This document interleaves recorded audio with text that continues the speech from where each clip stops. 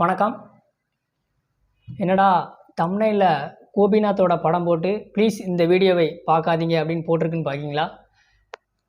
என்னன்னா, கோபிநாத் அவர்கள் எழுதிய ஒரு புத்தகத்திலிருந்து தான் ஒரு விஷயத்தை நம்ம இன்றைக்கி பார்க்க போகிறோம். அந்த புத்தகத்தோட தலைப்பே என்னன்னு பார்த்தீங்கன்னா, அந்த அட்டை பக்கத்தில் என்ன போட்டிருக்கு அப்படின்னா, ப்ளீஸ் இந்த புத்தகத்தை வாங்காதீங்க அப்படின்னு தான் அவர் கொடுத்துருப்பாரு. இந்த புத்தகம் வந்து கிட்டத்தட்ட ஒரு 15 வருஷத்துக்கு முன்னாடி இருக்கும். 15 வருஷம் இருக்கும் அந்த புக்கு வந்து. நான் 10 வருஷத்துக்கு முன்னாடி அந்த புக்கை வந்து நான் படித்தேன்.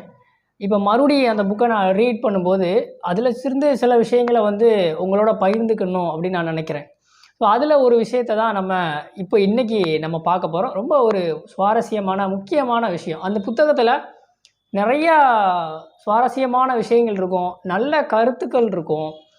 அவரோட சொந்த அனுபவங்கள், அவர் நிறையா ஒரு வாழ்க்கையில் பார்த்த விஷயங்கள்லாம் வச்சு அந்த புக்கை வந்து ஒரு அருமையாக எழுதியிருக்கிறாரு.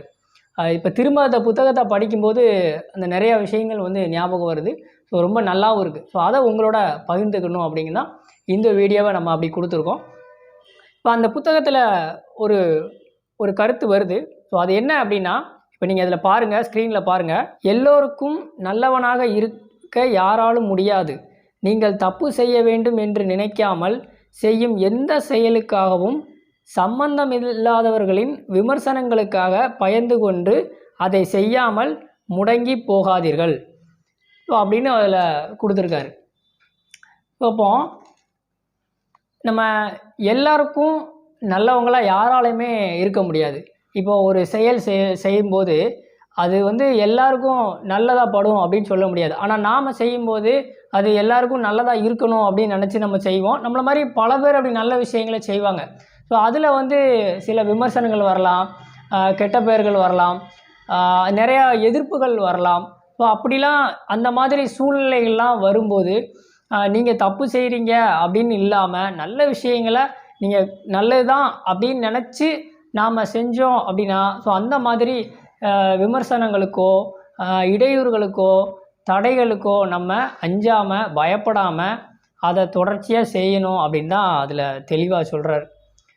அதுவும் முக்கியமாக பார்த்தீங்கன்னா, நம்ம செய்கிற அந்த செயலுக்கு சம்பந்தமே இல்லாதவங்களால் வரக்கூடிய பிரச்சனைகளுக்கு முக்கியத்துவம் கொடுக்க வேண்டிய அவசியமே இல்லை.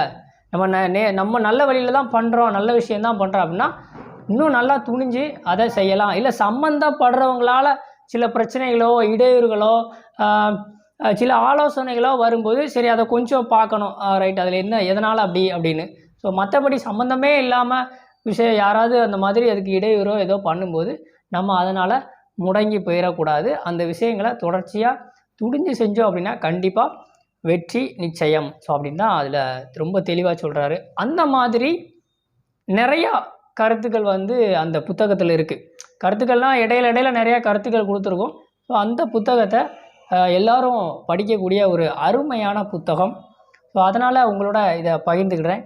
ப்ளீஸ் இந்த புத்தகத்தை வாங்கி படிங்க. நன்றி, வணக்கம்.